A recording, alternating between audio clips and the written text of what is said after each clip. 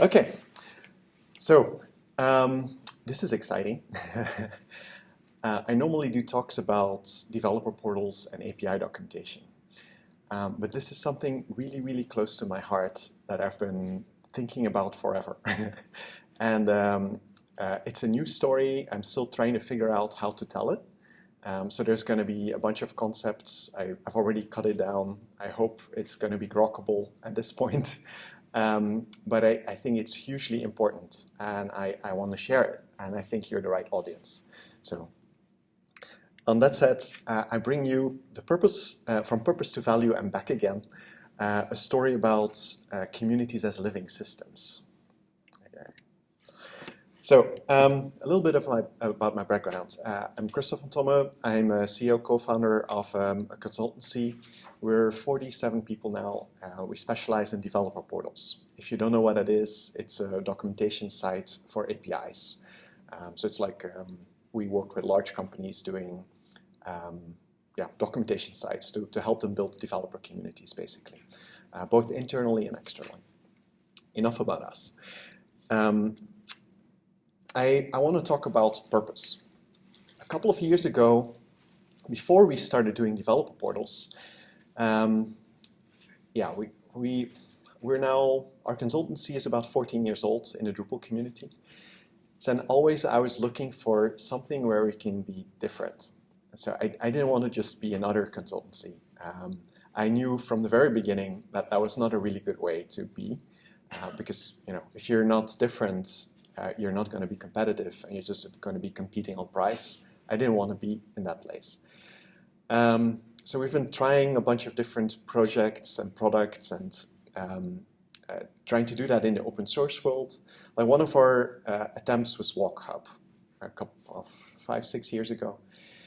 And I was super excited about it because we were doing this thing where we were building something to help you walk through a website, but then like with an open source tool, kind of like WalkMe, but open source. And I put my heart and soul in it, and I was, that's another story, but the key thing was that I tried to make this my purpose, and that didn't work. And that was kind of weird. So it's this idea that trying to brute force purpose, because I had read this book about like how important it is to have a life purpose and how everything becomes so much easier if you figure that out. And so I had this idea that I'm going to make this my life purpose, making documentation. But it just felt fake. It's kind of like when you meet this really nice person and you're trying to become in love with them. I don't know if you've ever tried that. It doesn't work, right? So what is purpose? And it's just kind of like this thing where the harder you squeeze, the more it slips away. It's like water in your hands. And it gets worse because purpose is, what is purpose actually even? Can you clearly describe what it is, and can you create a 10-step process for finding your purpose? It doesn't work. This is this hugely important thing. And we don't even know how it works. We don't even know how to clearly describe it. It's kind of like I was reading Dune. I listened to Dune again. The Kwisatz Haderach.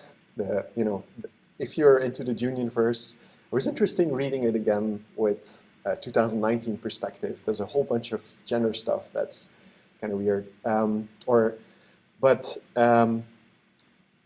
the book, there's this black spot where the Bene Gesserit witches can't go, because it's like they get frightened when they start looking at it, and they run away from it, and they know that there's going to come a male who can actually look into that spot, and this is where it gets weird. But the interesting thing is that there's this black spot that you can't look at, and it's like super important because it's going to change the world.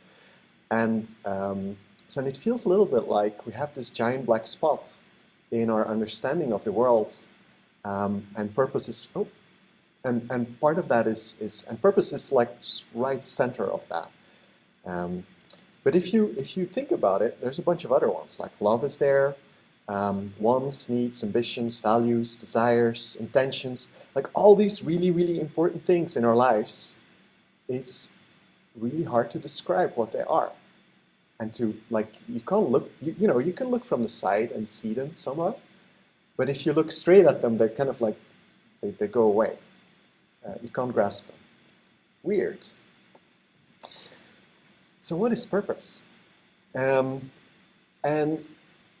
so I've been looking for this stuff for a very, very long time. And I found some really quaint, interesting science that is starting to answer that, I think.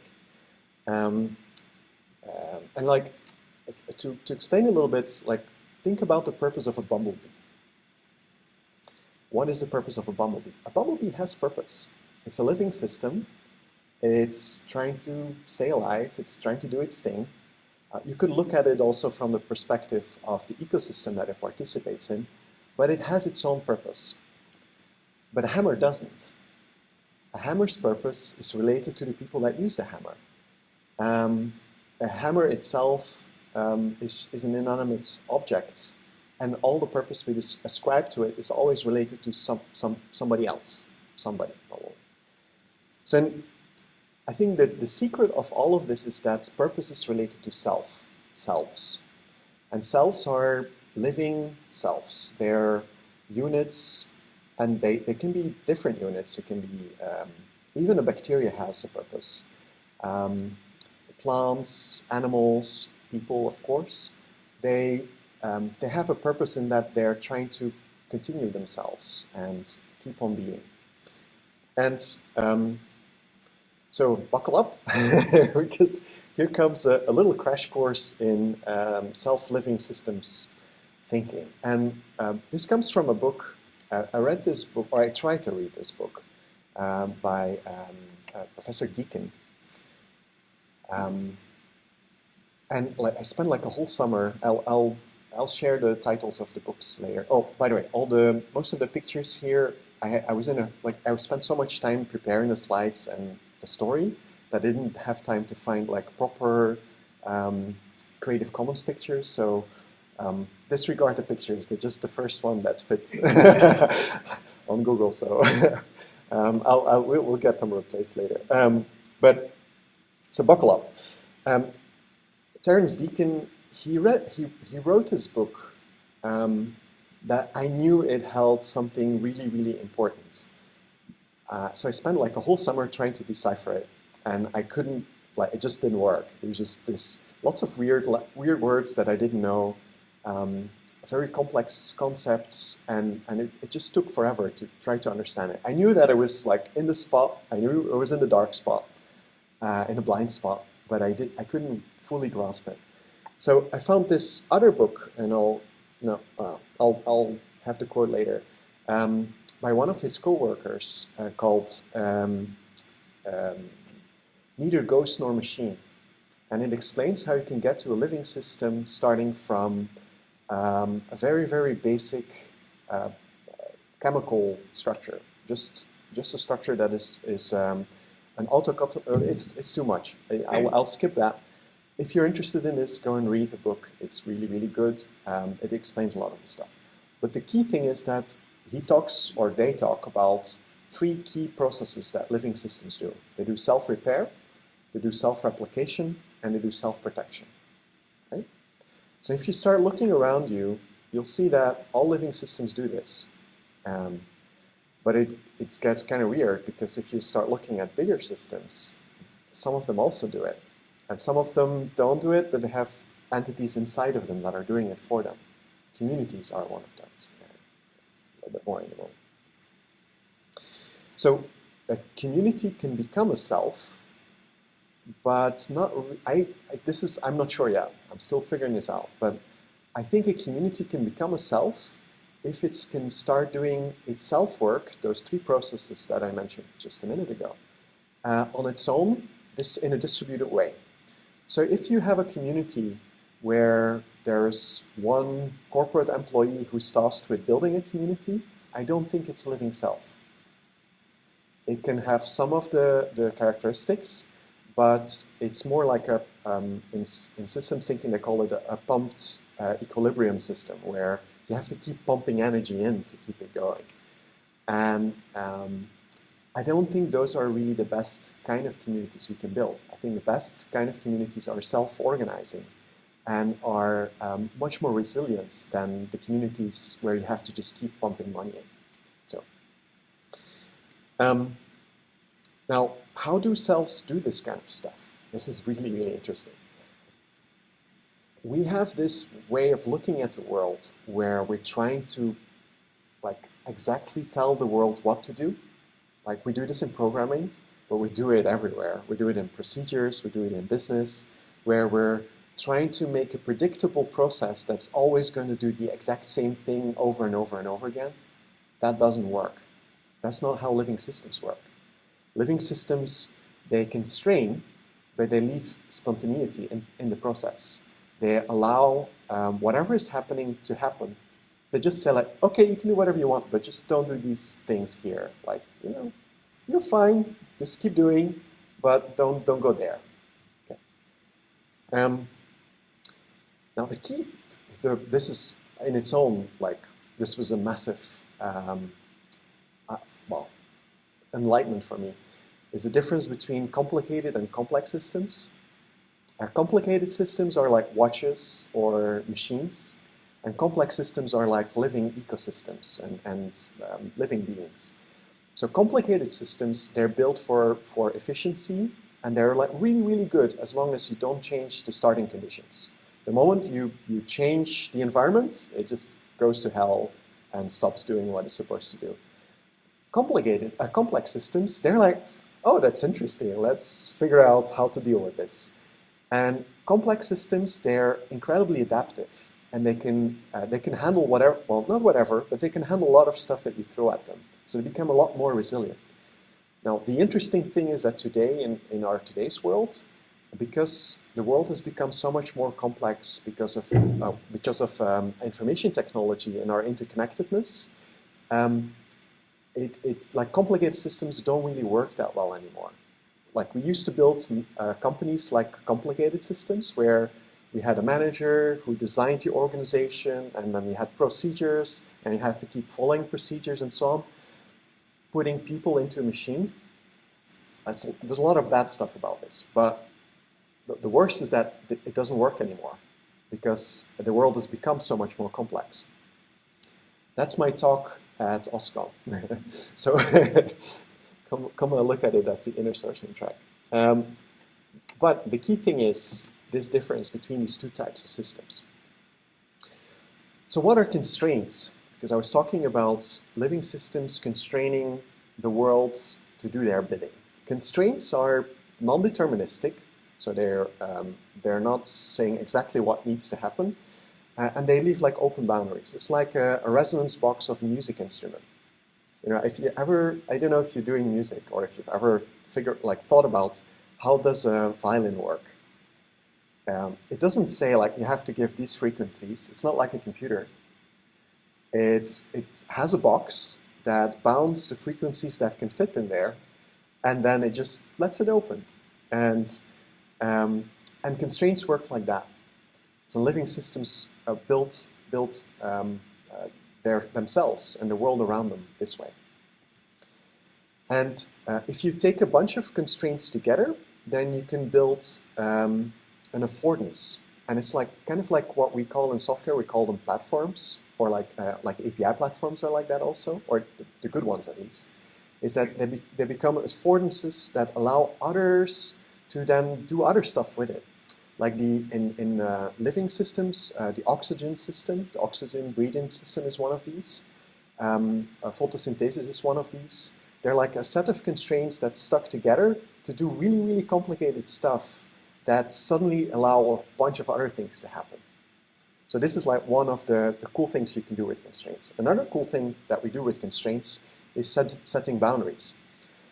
Have you ever thought about what are boundaries and how to set proper boundaries in your relationships with your organization, your communities, your loved ones? It's bad. It's really hard. It's because what is a boundary even? And so we always, when we think about boundaries, we think about this clear-cut thing, but it's not how it works. It's like this semi-permeable thing. And if you look at living cells, this is also how they work. You have transporter molecules that zap certain things through the boundary. There's a whole bunch of things happening where at the boundary we sense. And we think like, is this good for me or not? And if it's good for me, I let it through. If it's not good for me, I say no. So this is one of the things that living systems do really well. Now, coming back to communities, if you want to make a community a living system, you should be thinking about this.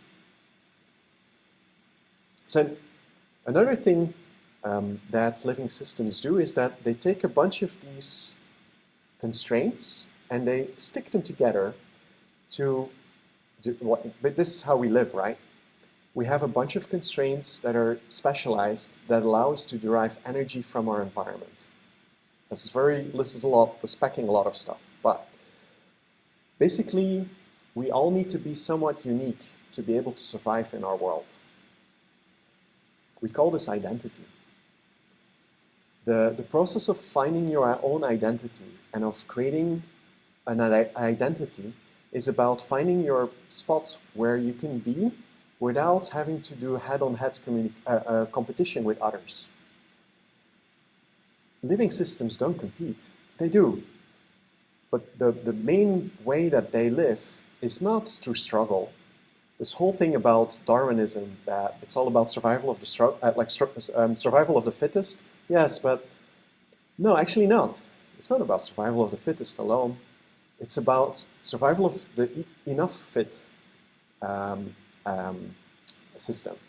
So it's about creating an identity that's sufficiently differentiated from the identities that are around you, so that there's something in the environment, some difference that you can use to keep on living. Right? This packed so much.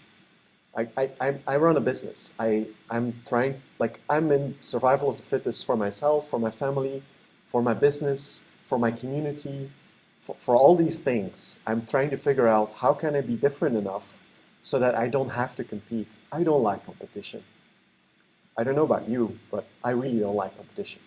I'm not a very typical salesperson. I hate competition. It's just so much nicer to be so different that nobody else even wants to compete with you. This is what living systems normally do. They become so different that they don't have to compete. And that's identity. Now, one of the things we do with identity is that we correlate constraints with, we have these archetypes of identities that we can collaborate with. And then we look for specific constraints that show that that identity is there, and then we know that we can trust them and we can work with them. This is one of those things that really goes wrong a lot, because we have certain constraints that have nothing to do with trustable things, like are they looking similar to me? Are they having the same religion as me? And stuff like that. Like, do they speak the same language?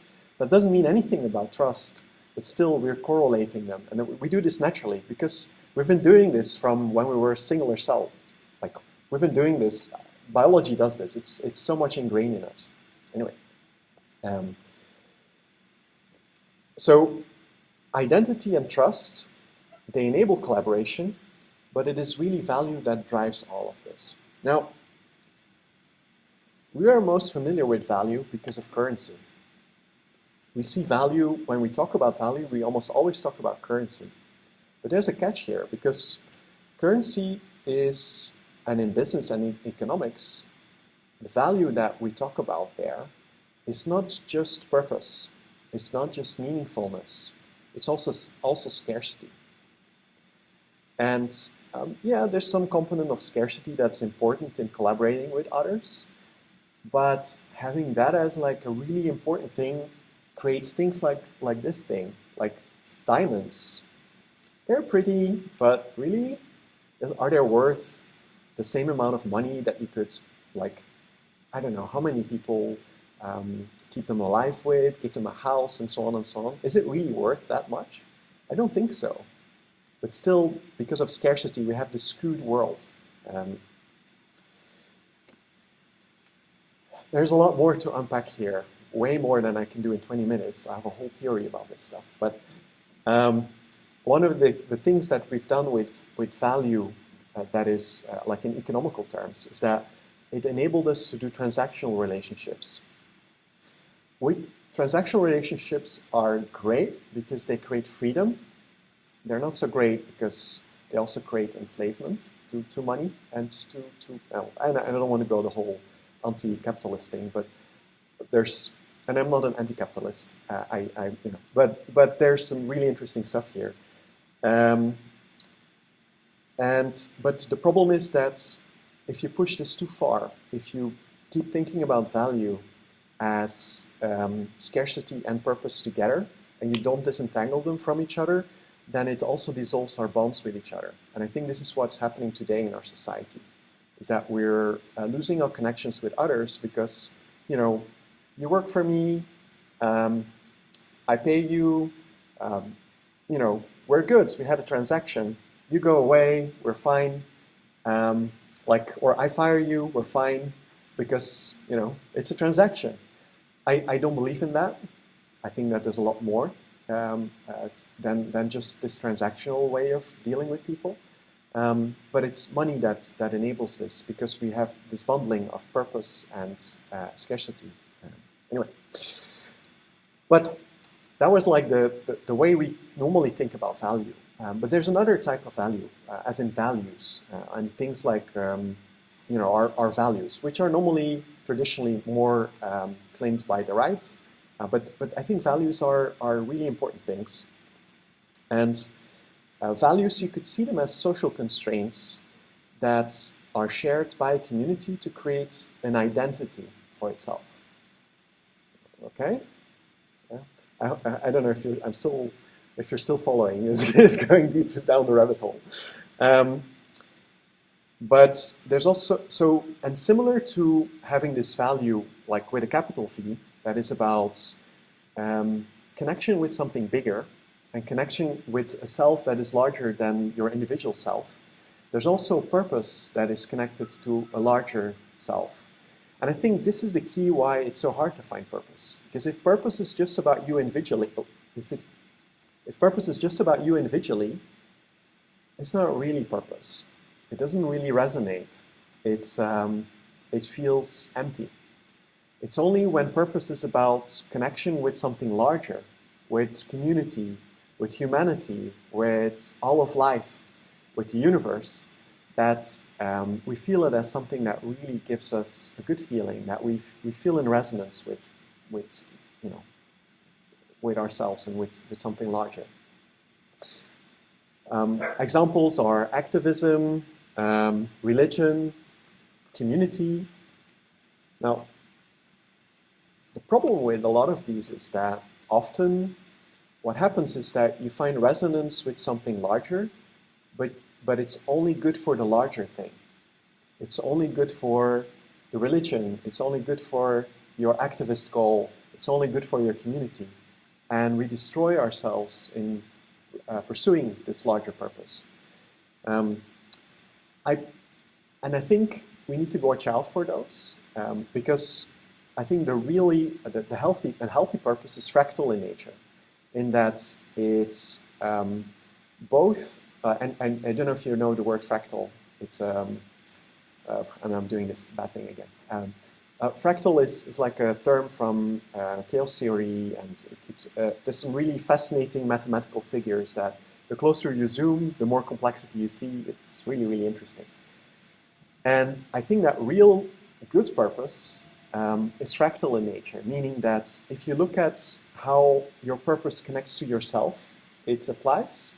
If you look at how it connects to your family, it applies. If you look at your community, it applies. If you look at humanity, it applies. It's like purpose all the way down and all the way up. And so like looking for fractal purpose and enabling fractal purpose, I think is one of the core things we need to look for when we're building communities. So that we can create a purpose or we can connect to something larger purpose that is also letting people be individual selves, that is not going to threaten their personal survival, but it also gives them an opportunity to collaborate in a much larger purpose that contributes to a better world around all of us. A purpose that leaves place for themselves, to be themselves. So, and that's the end of the rabbit hole. So I think that if we're, with this science, this new insights, and again, as you can probably feel, I'm still figuring it out as I'm speaking and as I'm connecting with you. I think there's something much deeper and bigger here. Something where we can take our communities that we're building and turn them into living beings. It's going to be great for everybody. It's going to be good for our companies. It's going to be good for the people that are part of them. It's going to be good for the world. If we can somehow find a way to make it about living together and like a fractal purpose that allows individual participants to live, but that also allows like something larger to happen, so that we don't look at it in isolation, but we look at how it all connects to each other. They call this strange loops, is where selves do this automatically. They, because boundaries are not concrete and boundaries are not distinct, we are like at the same time an individual, a family member, community member, a human, a living being. We're that at the same time. We're not just me in my little corner, disconnected from everybody. We're all of this at the same time. And they're called the strange loops, where the constraints that we have as individuals connect with the constraints of our families, our communities, and so on. And if we can really understand this, I think we can build much better communities. That's the end of my talk.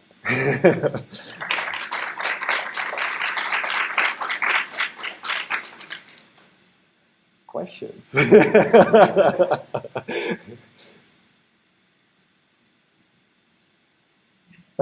Yes. Yes. I'll share that. Like it's very close. Like the talk that I had for the inner sourcing summit. That was like the first iteration of this talk. The one I'll do on Tuesday, I think, is the safer version of that talk, because this is the you know what I mean.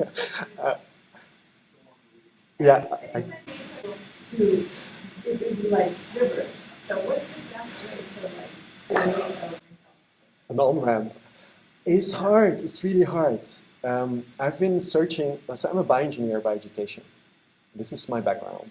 So this biology stuff, that's why it talks to me so much. So I've been looking for a way to bring biological systems into business, and especially in open source. And there's lots of stuff here, how do you build sustainable communities? How do you build good open source projects? What is a good strategy for doing open source? Should you give everything away, or should you have a boundary? All of these questions, they're all here, right? But where to start? I don't know. I think that I need to write a book. I don't want to wait that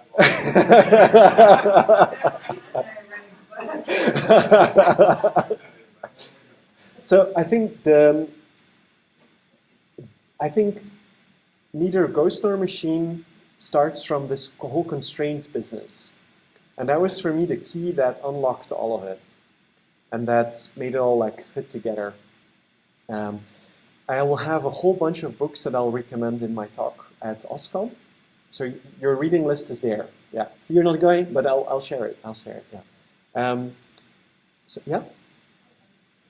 Yeah. So I think. Yeah. You're saying about communities that touches on that, Yeah.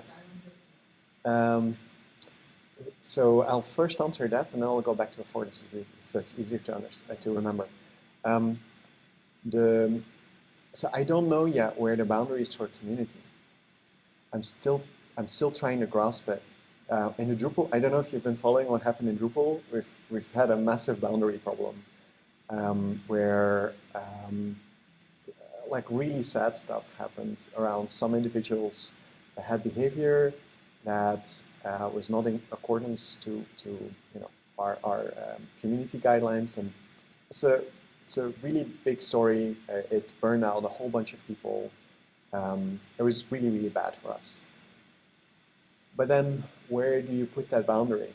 I don't know yet. Also, where does it even lie? Is it individuals that are deciding where the boundary is? Do you let people just join you? Or do you have some sort of way to say like, well, show me who you are first before I let you join me? In open source, we've traditionally had a very open approach where just give everything away, let everybody come kind of thing. And it's been really, really good in like growth and adoption. But it's a little bit like, the way I've been thinking about it is that open source is like a fire rather than a self. I'll explain. A fire is an energy dissipating system that burns through its fuel really quickly and that does not try to protect itself. And most open source projects are like fires rather than like living systems. And I think that's bad. This is why we're seeing that projects get abandoned. You have venture capital coming in, spending a whole bunch of cash, just start a fire, burn all this stuff. Because in the process, you're burning a whole ecosystem of companies that were in that space doing something similar. And if that project is not a living system, it's going to pass through, destroy a bunch of things, and you're going to have an empty landscape at the end with where you have to start everything anew, where you have to build a new ecosystem. It can be actually really bad. So open source can actually be damaging to the world if it's not dealt with as if open source does not become a living system and an ecosystem that's self-protect. So boundaries, I don't know yet. I'm still trying to figure it out. The affordances, this is the thing that makes it so really hard to understand. Is that what I'm looking for is this one. A whirlpool is self-constraining, but there's no constraints, you would say. There are constraints. There's the molecules that are constraining each other in their quest for a faster release of energy. And they're creating a dynamic constraint that is getting that keep things together. This is what makes this so hard, because we're not used to dealing with this kind of stuff.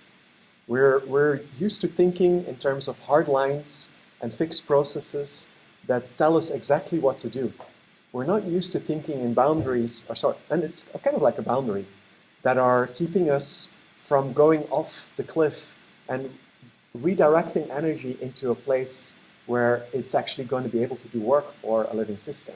We're not used to thinking that way because we're used to thinking in terms of control. We always try to control. And living systems don't control. They just say, yeah, you do whatever you want, but you don't go there. Okay, like the molecules are doing their thing. It's like, how does a living being grow? How do you go from one cell to a multicellular organism like us? At some point, people thought that in the genes, if we would look deep in the genes, we would find a roadmap that would tell you, okay, it's time to split, it's time to do this, it's time to do that. It's not true. It's not there. There's just certain switches that at a certain moment in time say it feels like we're more of us here, so I think it's time to build a spine cord. And this is how living systems work, is that they don't design, they don't architect something, they just build a bunch of constraints onto each other, and then some of them are successful and they become an affordance. And but they're not telling you exactly what to do. They're saying these things together, these constraints together, are like a good set of things that suddenly free up a bunch of energy that now you can use to do other things. So that's, I hope that answers your question, more or less. Okay. Probably you should do an unconference about this stuff, or 2 or 3. But yeah, I thank you for resonating with this topic. It's very, like, you can see, I'm really excited about it because it's, I think there's answers here to a lot of our problems that we have today in our communities, in our governments, in the world, going from the smallest scale in our families all the way up to global warming. I think better understanding this is going to teach us a lot of lessons that we really urgently need to know because our world is burning. And yeah, so thank you for helping me think about this.